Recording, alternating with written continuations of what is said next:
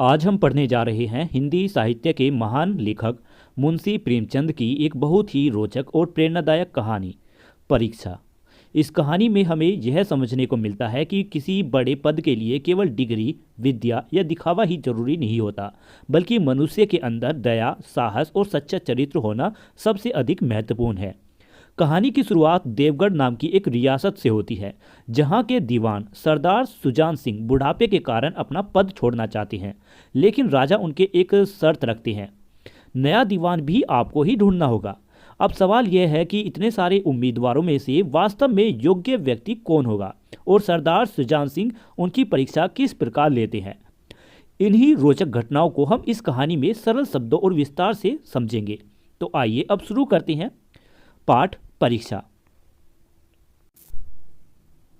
लिखा है, जब रियासत देवगढ़ के दीवान सरदार सुजान सिंह बूढ़े हुए तो परमात्मा की याद आई। जाकर महाराज को से विनय की कि दीनबंधु दास ने श्रीमान की सेवा 40 साल तक की। अब मेरी अवस्था भी ढल गई, राजकाज संभालने की शक्ति नहीं रही। कभी भूल चूक हो जाए तो बुढ़ापे में दाग लगे, सारी जिंदगी की नेकनामी मिट्टी में मिल जाए।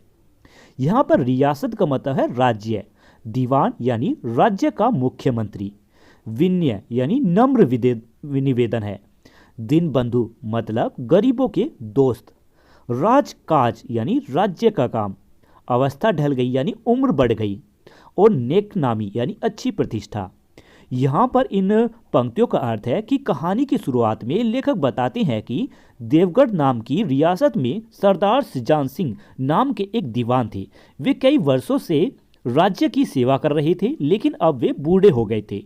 बुढ़ापे में उन्हें यह महसूस हुआ कि अब उन्हें परमात्मा का ध्यान करना चाहिए और आराम करना चाहिए। इसीलिए वे राजा के पास गए और बहुत नम्रता से बोले कि हे महाराज, मैंने लगभग 40 वर्षों तक आपकी सेवा की है। अब मेरी उम्र बहुत हो गई है और राज्य का काम संभालने की शक्ति मुझ में नहीं रही। अगर बुढ़ापे में मुझसे कोई गलती हो जाए तो मेरी पूरी जिंदगी की अच्छी प्रतिष्ठा खराब हो सकती है। इस प्रकार उन्होंने राजा से सेवा से निवृत्त होने की अनुमति मांगी। आगे लिखा है कि राजा साहब अपने अनुभवशील नीतिकुल दीवान का बहुत आदर करते थे। बहुत समझाया, लेकिन जब दीवान साहब ने ना माना तो हार कर उनकी प्रार्थना स्वीकार कर ली, पर शर्त यह लगा दी कि रियासत के लिए नया दीवान आप ही को खोजना होगा। यहाँ पर नीतिकुल का मतलब है नीति और बुद्धि में निपुण, शर्त यानी नियम। यहाँ पर राजा साहब अपने दीवान सरदार सुजान सिंह का बहुत सम्मान करते थे, क्योंकि वे बहुत अनुभवी और बुद्धिमान व्यक्ति थे। राजा ने उन्हें बहुत समझाने की कोशिश की कि वे पद ना छोड़े, लेकिन जब दीवान साहब अपनी बात पर अड़े रहे तो अंत में राजा को उनकी बात माननी पड़ी। हालांकि राजा ने एक शर्त रखी। उन्होंने कहा कि अगर आप पद छोड़ना चाहते हैं तो रियासत के लिए नया दीवान भी आपको ही ढूंढना होगा, यानी नए दीवान का चुनाव करने की जिम्मेदारी सरदार सुजान सिंह को ही दे दी गई।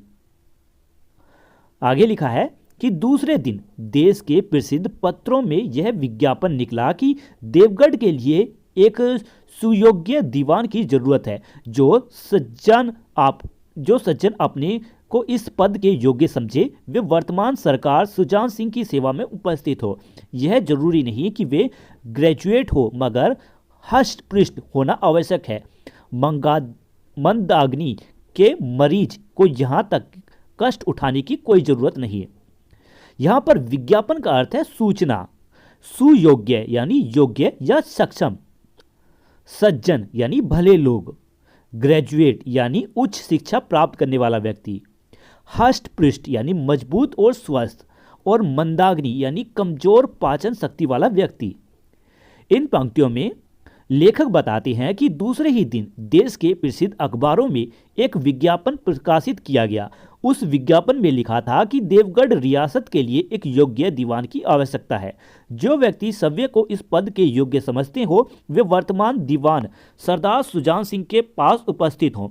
विज्ञापन में यह भी बताया गया कि दीवान बनने के लिए ग्रेजुएट होना आवश्यक नहीं है, लेकिन यह जरूरी है कि उम्मीदवार स्वस्थ और मजबूत शरीर वाला हो। अगर कोई व्यक्ति कमजोर स्वास्थ्य वाला है तो उसे इतनी कठिन परीक्षा में आने की जरूरत नहीं है। आगे लिखा है कि 1 महीने तक उम्मीदवारों के रहन सहन, आचार विचार की देखभाल की जाएगी। विद्या का कम परंतु कर्तव्य का अधिक विचार किया जाएगा। जो महाशय इस परीक्षा में पूरे उतरेंगे वे इस उच्च पद के पर सुशोभित होंगे। सुशोभित मतलब शोभा बढ़ाएंगे या पद पर बैठेंगे। यहाँ पर कहने का अर्थ है कि विज्ञापन में आगे लिखा था कि जो लोग इस पद के लिए आगे उनके आएंगे उनके जीवन व्यवहार को पूरे 1 महीने तक ध्यान में रखा जाएगा। यानी यह देखा जाएगा कि उनका रहन सहन कैसा है, उनका व्यवहार कैसा है और वे कैसे सोचते हैं। इस परीक्षा में केवल पढ़ाई या विद्या को ज़्यादा महत्व नहीं दिया जाएगा, इसके बजाय यह देखा जाएगा कि व्यक्ति अपने कर्तव्य और जिम्मेदारी को कितनी ईमानदारी से निभा सकता है। जो व्यक्ति इस परीक्षा में पूरी तरह सफल होगा उसी को देवगढ़ रियासत का नया दीवान बनाया जाएगा। आगे लिखा है कि इस विज्ञापन ने सारे मुल्क में तहलका मचा दिया। ऐसा ऊंचा पद और किसी प्रकार की कैद नहीं, केवल नसीब का खेल है। सैकड़ों आदमी अपना अपना भाग्य परखने के लिए चल खड़े हुए। देवगढ़ में नए नए और रंग बिरंगे मनुष्य दिखाई देने लगे। प्रत्येक रेलगाड़ी में से उम्मीदवारों का एक मेला सा उतरा। यहाँ पर मुल्क का अर्थ है देश। तहलका यानी बहुत बड़ी हलचल मच गई। नसीब यानी भाग्य, उम्मीदवार यानी पद पाने की इच्छुक व्यक्ति। यहाँ पर लेखक बताते हैं कि जब देवगढ़ के नए दीवान के लिए यह विज्ञापन निकला तो पूरे देश में हलचल मच गई। लोगों को यह देखकर आश्चर्य हुआ कि इतना बड़ा और सम्मानित पद, लेकिन कोई विशेष डिग्री या कठोर शर्त नहीं रखी गई है। इसलिए लोगों ने सोचा कि यह तो सिर्फ किस्मत आजमाने का मौका है। फलस्वरूप सैकड़ों लोग अपने भाग्य को आजमाने के लिए देवगढ़ की ओर चल पड़े। कुछ ही दिनों में देवगढ़ में नए नए प्रकार के लोग दिखाई देने लगे। हर रेलगाड़ी से उम्मीदवारों की भीड़ उतरती थी, जैसे कोई मेला लग गया हो। कोई पंजाब से चला आता था, कोई मद्रास से, कोई नए फैशन का प्रेमी, कोई पुरानी सादगी का पर मिटा हुआ। रंगीन इमामे, चौगे और नाना प्रकार के अंगरखे और कटोप देवगढ़ में अपनी सज धज दिखाने लगे। लेकिन सबसे विशेष संख्या ग्रेजुएटों की थी, क्योंकि सनद की कैद न होने पर भी सनद से पर्दा तो ढक रहा था। फैशन यानी आधुनिक पहनाव, सादगी यानी सरलता, एमामे यानी पगड़ी का एक प्रकार, अंगरखा यानी पारंपरिक पोशाक, कटोप यानी सिर पर पहनने वाला एक वस्त्र, सनद यानी प्रमाण पत्र और पर्दा ढका रहता है यानी सम्मान बना रहता है। तो लेखक यहाँ पर बताते हैं कि देवगढ़ में देश के अलग अलग क्षेत्रों से लोग आने लगे। कोई पंजाब से आया तो कोई मद्रास से। कुछ लोग आधुनिक फैशन के कपड़े पहने थे, जबकि कुछ लोग सादा और पारंपरिक जीवन शैली वाले थे। लोगों की पोशाक भी बहुत अलग अलग थी। कोई रंगीन पगड़ी पहनता था, कोई चोगा, कोई अंगरखा और कोई कटोप। इस तरह देवगढ़ में तरह तरह के लोगों की रंग बिरंगी भीड़ दिखाई देने लगी। लेकिन सबसे ज़्यादा संख्या ग्रेजुएट लोगों की थी, यानी अच्छे शिक्षा पाने वाले लोगों की।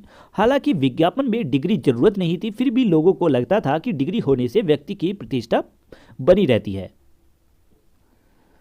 सरदार सुजान सिंह ने इस महानुभवों के आदर सत्कार का बड़ा अच्छा प्रबंध कर दिया था। हर एक मनुष्य अपने जीवन को अपनी बुद्धि के अनुसार अच्छे रूप में दिखाने की कोशिश करता था। मिस्टर आ 9 बजे दिन तक सोया करते थे। आजकल वे बगीचे में टहलते हुए ऊषा का दर्शन करते थे। मिस्टर दा, सा और जा से उनको घरों पर निकोरे की नाक में दम था। लेकिन ये सज्जन आजकल आप और जनाब के बगैर नौकरों से बातचीत नहीं करते थे। आदर सत्कार यानी सम्मान और अच्छी व्यवस्था। महाअनुभव यानी सम्मानित व्यक्ति। ऊषा का यहाँ अर्थ है सुबह या सौंदर्य का समय, सूर्योदय का समय। और नाक में दम करना यानी बहुत परेशान करना। लेखक यहाँ बताते हैं कि सरदार सुजान सिंह ने देवगढ़ आए हुए सभी उम्मीदवारों के रहने और खाने की अच्छी व्यवस्था कर दी थी। अब सभी उम्मीदवार इस कोशिश में लगे हुए थे कि वे खुद को सबसे अच्छा और योग्य व्यक्ति साबित कर सके। इसी कारण कई लोग अपने स्वभाव के विपरीत व्यवहार करने लगे। उदाहरण के लिए एक व्यक्ति जो पहले सुबह देर तक सोया करता था, अब सुबह जल्दी उठकर बगीचे में टहलने लगा। कुछ लोग जो पहले अपने नौकरों को बहुत परेशान करते थे, अब वे नौकरों के से बहुत विनम्रता से आप और जनाब कहकर बात करने लगे। यानी सभी लोग अपना असली स्वभाव छिपाकर अच्छा बनने का दिखावा करने लगे। आगे लिखा है कि मिस्टर ला को किताब से घृणा थी। यहाँ पर अलग अलग ला सा इन शब्दों से किसी व्यक्ति को, मतलब ये रा ला सा ये जो अक्षर आ रहे हैं ये किसी लोगों के लिए इस्तेमाल किए जा रहे हैं, लोगों को दर्शाने के लिए। तो मिस्टर ला कोई व्यक्ति है, उनको किताब से घृणा थी, परंतु आजकल वे बड़े बड़े ग्रंथ देखने पढ़ने में डूब रहे थे। जिससे बात कीजिए वह नम्रता और सदाचार का देवता बनना मालूम देता था। लोग समझते थे कि एक महीने का झंझट है, किसी तरह काट ले और कहीं कार्य सिद्ध हो गया तो कौन पूछता है। मतलब लेखक बताते हैं कि कुछ लोग ऐसा दिखावा कर रहे थे जैसे वे बहुत पढ़े लिखे हों, जबकि वास्तव में उन्हें पढ़ने से कोई रुचि नहीं थी। उदाहरण के लिए यहाँ पर लेखक ने बताया कि एक व्यक्ति जिसे किताब से बिल्कुल नफरत थी, अब वह बड़ी बड़ी किताबें पढ़ने का दिखावा कर रहा था। जिससे भी बात कीजिए वह व्यक्ति बहुत विनम्र और सज्जन बनने का अभिनय करता था। असल में उन लोगों का उद्देश्य केवल यह था कि एक महीने तक किसी तरह अच्छा व्यवहार दिया जाए। वे सोचते थे कि अगर किसी तरह दीवान का पद मिल जाए तो फिर बाद में उनके व्यवहार के बारे में पूछेगा ही कौन। लेकिन मनुष्य का वह बूढ़ा जोहरी आड़ में बैठा हुआ देख रहा था कि इन बगुलों में हंस कहाँ छिपा हुआ है। जोहरी, यहाँ पर जोहरी अक्सर कहने का मतलब है हीरे जवाहरात पहनने वाला व्यक्ति, जहाँ अर्थ है सच्चे व्यक्ति को पहचानने वाला। आड़ में यानी छिपकर, बगुले यानी दिखावटी लोग, और हंस का यहाँ पर अर्थ है सच्चा और श्रेष्ठ व्यक्ति। लेखक यहाँ एक सुंदर रूपक का इस्तेमाल कर रहे हैं। सरदार सजान सिंह को लेखक बूढ़ा जोहरी कहते हैं। जैसे एक जोहरी असली हीरे को पहचान कर लेता है, वैसे ही सजान सिंह भी सच्चे और योग्य व्यक्ति को पहचानने की क्षमता रखते हैं। वे चुपचाप और गुप्त रूप से उम्मीदवारों के व्यवहार को देख रहे थे। उन्हें पता था कि बहुत से लोग दिखावा कर रहे हैं और अपने असली स्वभाव को छिपा रहे हैं। लेखक ने इन लोगों को बगुले कहा क्योंकि वे ऊपर से अच्छा दिखाई दे रहे हैं लेकिन वास्तव में सच्चे नहीं थे। सरदार सज्जन सिंह यह देखना चाहते थे कि इन दिखावटी लोगों के बीच वास्तव में कौन सच्चा, ईमानदार और योग्य व्यक्ति है, अर्थात हंस। आगे लिखा है कि एक दिन नए फैशन वालों को सूझी कि आपस में हॉकी का खेल हो जाए। यह प्रस्ताव हॉकी के मजे हुए खिलाड़ियों ने पेश किया। यह भी तो आखिर एक विद्या है, इसे क्यों छिपा रखे। संभव है कुछ हाथों की सफाई ही काम कर जाए। चलिए, तय हो गया, फील्ड बन गई, खेल शुरू हो गया और गेंद किसी दफ्तर के अप्रेंटिस की तरह ठोकरें खाने लगी। यहाँ पर नए फैशन वाली कहने का मतलब है आधुनिक सोच वाले लोगों के बारे में। मजे हुए खिलाड़ी यानी अनुभवी खिलाड़ी, हाथों की सफाई यानी चतुराई, और ऑपरेटिस यानी नया कर्मचारी। लेखक यहाँ बताते हैं कि एक दिन कुछ आधुनिक सोच वाले उम्मीदवारों के मन में विचार आया कि क्यों ना सब मिलकर हॉकी खेले। यह सुझाव उन लोगों ने दिया जो हॉकी खेलने में पहले से ही बहुत अनुभवी थे। उनका विचार था कि हॉकी खेलना भी एक प्रकार की कला और विद्या है, इसीलिए इसे छिपाने की क्या आवश्यकता है। वे सोचते थे कि संभव है कि उनकी खेल कूद की कौशलता देखकर ही उन्हें दीवान का पद मिल जाए। इसीलिए सब ने मिलकर मैदान तैयार किया और हॉकी का खेल शुरू हो गया। लेखक यहाँ मजेदार ढंग से बताते हैं कि खेल शुरू होने की गेंद इधर उधर ठोकरें खाने लगी, ठीक वैसे ही जैसे कोई नया कर्मचारी दफ्तर में इधर उधर भटकता रहता है। आगे लिखा है कि रियासत देवगढ़ में यह खेल बिल्कुल निराली बात थी। पढ़े लिखे भले मानुस लोग शतरंज और ताश जैसे गंभीर खेल खेलते थे। दौड़ कूद के खेल बच्चों के खेल समझ जाते थे। यहां पर निराली का अर्थ है अलग या अनोखा। भले मानुस यानी सज्जन लोग या अच्छे लोग। गंभीर खेल यानी सोच विचार के खेल। लेखक बताती हैं कि देवगढ़ रियासत में हॉकी जैसा खेल बहुत असामान्य और नया था। वहां के पढ़े लिखे और सम्मानित लोग आमतौर पर शतरंज और ताश खेल जैसे खेल खेलते थे, जिन्हें वे गंभीर और बुद्धिमानी वाली खेल मानते थे। इसके विपरीत दौड़ने कूदने वाले खेलों को वे बच्चों का खेल समझते थे। इसलिए हॉकी खेलना उस समय देवगढ़ के लोगों के लिए एक बिल्कुल नई और अनोखी बात थी। आगे लिखा है कि खेल बड़े उत्साह से जारी था। धावे के लोग जब गेंद को लेकर तेजी से उड़ते तो ऐसा जान पड़ता कि कोई लहर बढ़ती चली आती है, लेकिन दूसरी ओर के खिलाड़ी इस बढ़ती हुई लहर को इस तरह रोक लेते थे कि मानो लोहे की दीवार हो। यहाँ पर धावा का मतलब है आक्रमण करना। लहर यानी यहाँ तुलना के रूप में पानी की तरंग से इसकी तुलना की गई है, और लोहे की दीवार यानी बहुत मजबूत रुकावट। लेखक यहाँ पर बताते हैं कि हॉकी का खेल बहुत उत्साह और जोश के साथ खेला जा रहा था। जब एक टीम के खिलाड़ी गेंद लेकर तेजी से आगे बढ़ते थे तो ऐसा लगता था जैसे समुद्र की कोई लहर तेजी से आगे बढ़ रही है, लेकिन दूसरी टीम के खिलाड़ी भी मजबूत थे। वे उस आक्रमण को इतनी मजबूती से रोक लेते थे जैसे सामने लोहे की दीवार खड़ी हो। यहाँ लेखक ने खिलाड़ियों के खेल को समझने के लिए लहर और लोहे की दीवार का उपमा का प्रयोग किया गया है। आगे लिखा है कि संध्या तक यही धूमधाम रही। लोग पसीने से तर हो गए, खून की गर्मी आंख और चेहरे पर झलक रही थी। हाफते हाफते बेदम हो गए, लेकिन हार जीत का निर्णय ना हो सका। मतलब लेखक बताते हैं कि यह रोमांचक खेल शाम तक चलता रहा। लगातार खेलने के कारण सभी खिलाड़ी पसीने से पूरी तरह भीग गए थे। उनके चेहरे और आंखें से जोश और उत्साह साफ दिखाई दे रहा था। इतना खेलने के बाद वे बहुत थक गए और हांफने लगे, लेकिन इसके बावजूद खेल का कोई स्पष्ट परिणाम नहीं निकला, अर्थात ना तो किसी टीम की जीत हुई ना किसी की हार। आगे, अंधेरा हो गया था। इस मैदान में जरा दूर हटकर एक नाला था, उस पर कोई पुल न था। पथिकों को नाले में से चलकर आना पड़ता था। खेल अभी बंद ही नहीं हुआ था और खिलाड़ी लोग बैठे दम ले रहे थे कि एक किसान अनाज से भरी हुई गाड़ी लिए हुए उस नाले से आया, लेकिन कुछ तो नाले में कीचड़ था और कुछ उसकी चढ़ाई इतनी ऊंची थी कि गाड़ी ऊपर ना चढ़ सकी।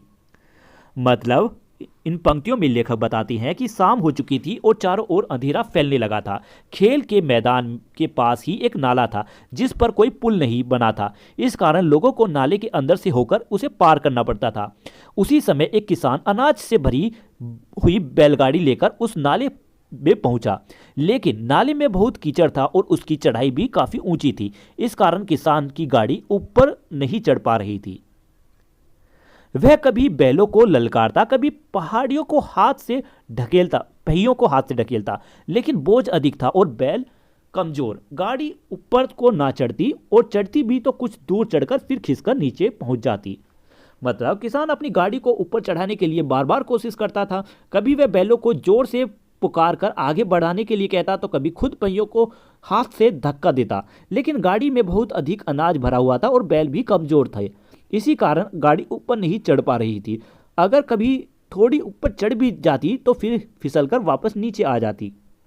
किसान बार बार जोर लगाकर और बार बार झुंझलाकर बैलों को मारता, लेकिन गाड़ी उभरने का नाम न लेती।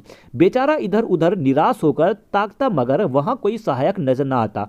गाड़ी को अकेले छोड़कर कहीं जा भी नहीं सकता, बड़ी आपत्ति में फंसा हुआ था। यहां पर झुंझलाने का अर्थ है गुस्सा होना, उभरना यानी ऊपर आना, आपत्ति यानी कठिन परिस्थिति। किसान बार बार पूरी ताकत से कोशिश करता, लेकिन गाड़ी ऊपर नहीं चढ़ती थी। इससे वह परेशान होकर कभी कभी बैलों को मार भी देता था। फिर वह चारों ओर आसपास किसी मददगार को ढूंढने लगता, लेकिन कोई दिखाई नहीं देता था। वह अपनी गाड़ी को छोड़कर कहीं जा भी नहीं सकता था। इस तरह वह किसान बहुत बड़ी परेशानी में फंस गया था। इसी बीच में खिलाड़ी हाथों में डंडे लिए घूमते घामते इधर से निकले। किसान ने उनकी तरफ सहमी हुई आंखों से देखा, परंतु किसी से मदद मांगने का साहस नहीं हुआ। मतलब इसी समय हॉकी खेलकर कुछ खिलाड़ी वहां से गुजर रहे थे। उनके हाथों में हॉकी की स्टिक थी या डंडे थे। किसान ने उन्हें डरी हुई नजरों से देखा, लेकिन उससे मदद करने की हिम्मत नहीं मांगी। खिलाड़ियों ने भी उनको देखकर मगर बंद आंखों से, जिनमें सहानुभूति न थी, अपने स्वार्थ था, मदद था, मगर उदारता और वात्सल्य का नाम भी ना था। मतलब लेखक बताते हैं कि खिलाड़ियों ने किसान को देखा तो जरूर, लेकिन उनके मन में उसकी मदद करने की भावना नहीं थी। उनकी आंखों में दया और सहानुभूति नहीं थी। वे केवल अपने स्वार्थ और घमंड में डूबे हुए थे। इसी कारण उन्होंने किसान की परेशानी को नजरअंदाज कर दिया। लेखक कहना चाहते थे कि उनमें ना तो दया थी, ना उदारता और ना ही किसी के प्रति प्रेम।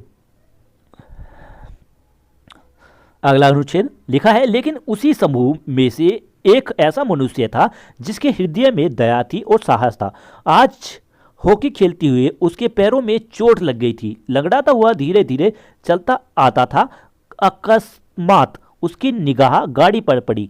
ठिठक गया। उसे किसान की सूरत देखते ही सब बातें ज्ञात हो गई।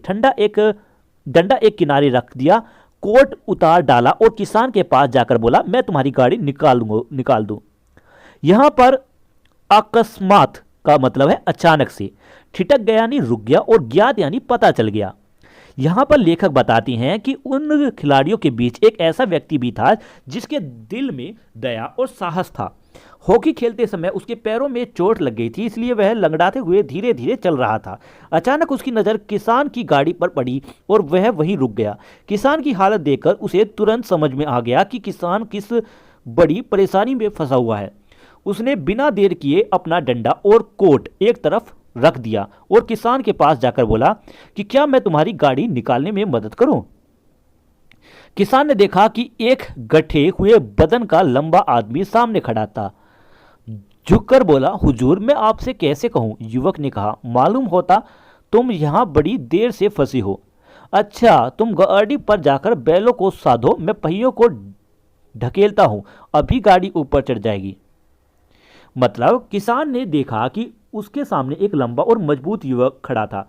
किसान विनम्रता से बोला कि वह उसके मदद कैसे मांगे, लेकिन उस नौजवान युवक ने तुरंत कहा कि लगता है कि तुम काफ़ी देर से यहाँ पर फंसे हुए हो। तुम गाड़ी पर बैठकर बैलों को संभालो और मैं गाड़ी के पहियों को धक्का देता हूँ। यानी युवक ने बिना किसी स्वार्थ के किसान की मदद करने का फैसला किया। किसान गाड़ी पर जा बैठा। युवक ने पहिया को जोर लगाकर उकसाया। कीचड़ बहुत ज्यादा था। वह घुटने तक जमीन में गड़ गया, लेकिन हिम्मत न हारी। उसने फिर जोर किया। उधर किसान ने बैलों को ललकारा। बैलों को सहारा मिला, हिम्मत बंद गई। उन्होंने कंधे झुकाकर एक बार जोर फिर किया तो गाड़ी नाले के ऊपर थी। मतलब किसान गाड़ी पर बैठ गया और युवक गाड़ी को धक्का देने लगा। नाले में बहुत कीचड़ था, इसीलिए युवक घुटनों तक कीचड़ में धंस गया, लेकिन उसने हिम्मत नहीं छोड़ी। उसने फिर पूरी ताकत से धक्का लगाया और किसान ने बैलों को आगे बढ़ने के लिए पुकारा। अब बैलों को भी सहारा मिल गया और उन्होंने भी पूरी ताकत लगाई। आखिरकार गाड़ी नाले के ऊपर चढ़ गई। आगे लिखा है कि किसान युवक के सामने हाथ जोड़कर खड़ा हो गया। बोला, महाराज आपने आज मुझे उबार लिया, नहीं तो सारी रात मुझे यहाँ बैठना पड़ता। उबार लिया यानी मुसीबत से बचा लिया। कि यानी किसान बहुत खुश था। उसने युवक के सामने हाथ जोड़कर धन्यवाद दिया और कहा कि आज आपने मुझे इस मुसीबत से बचा लिया, नहीं तो मुझे पूरी रात यहाँ फंसे रहना पड़ता।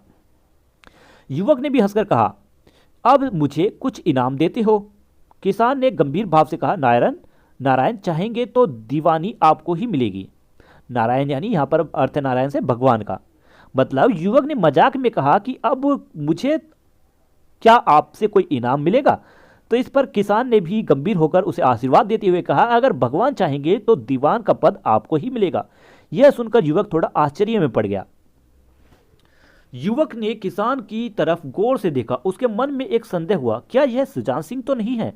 आवाज मिलती है, चेहरा मोहरा भी वही। मतलब युवक ने किसान को ध्यान से देखा। उसे लगा कि यह साधारण किसान शायद वास्तव में दीवान सुजान सिंह ही होंगे, क्योंकि उनकी आवाज और चेहरा बिल्कुल वैसा ही लग रहा था। किसान ने भी अब उसकी ओर तीव्र दृष्टि से देखा। शायद उसके दिल के संदेह को भांप गया। मुस्कुराकर बोला, गहरे पानी में बैठने से ही मोती मिलता है। मतलब तीव्र दृष्टि यानी तेज नजर, भांप गया यानी समझ गया, और बैठने का मतलब है गहराई से जानना। मतलब किसान ने युवक की ओर देखा और शायद उसके मन की बात समझ गया। वह मुस्कुराकर बोला कि गहरे पानी में उतरने से ही मोती मिलता है, अर्थात सच्चे और योग्य व्यक्ति को पहचानने के लिए गहराई से परीक्षा लेनी पड़ती है। यह लेखक संकेत देता है कि दीवान सुजान सिंह उम्मीदवारों की सच्चाई और दया की परीक्षा ले रहे थे। आगे लिखा है कि निदान महीना पूरा हुआ, चुनाव का दिन आ पहुंचा। उम्मीदवार लोग प्रात काल ही से ही अपनी किस्मतों का फैसला सुनने के लिए उत्सुक थे। दिन काटना पहाड़ हो गया। प्रत्येक के चेहरे पर आशा और निराशा के रंग आते थे। नहीं मालूम आज किसे नसीब जागेगा, न जाने किस पर लक्ष्मी की कृपा दृष्टि होगी। यहाँ पर निदान का मतलब है अंत में, कृपा दृष्टि यानी आशीर्वाद। लेखक बताते हैं कि पूरा एक महीना बीत गया और अब नए दीवान के चुनाव का दिन आ गया था। सभी उम्मीदवार सुबह से ही अपने भाग्य का फैसला सुनने के लिए बहुत उत्सुक थे। उनके लिए उस दिन का समय बहुत कठिन लग रहा था, जैसे समय ही नहीं बीत रहा हो। हर उम्मीदवार के चेहरे पर कभी आशा दिखाई देती थी तो कभी निराशा। सभी के मन में यही प्रश्न था कि आज किसकी किस्मत चमकेगी और किसे दीवान का पद मिलेगा। संध्या समय राजा साहब का दरबार सजाया गया। शहर के रईस और धनाढ़ लोग, राज्य के कर्मचारी और दरबारी तथा दीवानी के उम्मीदवारों का समूह सब रंग बिरंगे सज धज बनाए दरबार में आ विराजे। उम्मीदवारों के कलेजे धड़क रहे थे। मतलब शाम के समय राजा का भव्य दरबार लगाया गया। उस दरबार में शहर के अमीर लोग, राज्य के अधिकारी, दरबारी और सभी उम्मीदवार उपस्थित थे। सब लोग सुंदर कपड़े पहनकर सज धज कर दरबार में बैठे थे, लेकिन उम्मीदवारों के मन में बहुत घबराहट थी, इसलिए उनके दिल तेजी से धड़क रहे थे। जब सरदार सुजान सिंह ने खड़े होकर कहा कि मेरी दीवानी के उम्मीदवार महाशयों, मैंने आप लोगों को जो कष्ट दिया उसके लिए मुझे क्षमा कीजिए। इस पद के लिए ऐसे पुरुष की आवश्यकता थी जिसके हृदय में दया और साथ साथ आत्मबल भी हो। मतलब सरदार सुजान सिंह दरबार में खड़े होकर बोले कि आप सभी उम्मीदवारों को जो कष्ट सहना पड़ा उसके लिए मैं माफ़ी चाहूँगा। उन्होंने आगे ये भी बताया कि दीवान के पद के लिए केवल पढ़ाई या विद्या ही जरूरी नहीं है। इस पद के लिए ऐसे व्यक्ति की आवश्यकता है जिसके हृदय में दया और उदारता हो और जिसके अंदर आत्मबल और साहस हो। आगे लिखा है कि हृदय वह जो उदार हो, आत्मबल वह जो आपत्ति व वीरता के साथ सामना करे, और इस रियासत के सौभाग्य में हमें ऐसा पुरुष मिल गया है। मतलब सरदार सुजीत सिंह ने बताते हैं कि सच्चा दीवान वही हो सकता है जिसका दिल दयालु और उदार हो और जो कठिन परिस्थितियों और साहस के साथ सामना कर सके। वे कहते हैं कि देवगढ़ रियासत के सौभाग्य से ऐसा योग्य व्यक्ति मिल चुका है। मैं रियासत के पंडित जानकीनाथ शाह को दीवानी पाने पर बधाई देता हूँ। मतलब इसके बाद सरदार सुजान सिंह ने घोषणा की कि देवगढ़ रियासत के नए दीवान पंडित जानकीनाथ होंगे और उन्हें इस पद के लिए बधाई दी जाती है। रियासत के कर्मचारी और रईसों ने जानकीनाथ की तरफ देखा। उम्मीदवार दल की आंखें उधर उठी, मगर इन आंखों में सत्कार था, इन आंखों में ईर्षा। मतलब जब जानकीनाथ का नाम घोषित हुआ तब राज्य के कर्मचारी और अमीर लोग सम्मान की दृष्टि से उनकी ओर देखने लगे, लेकिन बाकी उम्मीदवार जो इस पद के लिए आए थे उनकी आंखों में ईर्ष्या और जलन दिखाई दे रही थी। आखिरी कुछ पंक्तियां कि आप लोगों को यह स्वीकार करने में कोई आपत्ति नहीं होगी कि जो पुरुष सभ्य जख्मी होकर भी एक गरीब किसान की भरी हुई गाड़ी को दलदल से निकालकर नाले के ऊपर चढ़ा दे, उसके हृदय में साहस और आत्मबल और उदारता का वास है।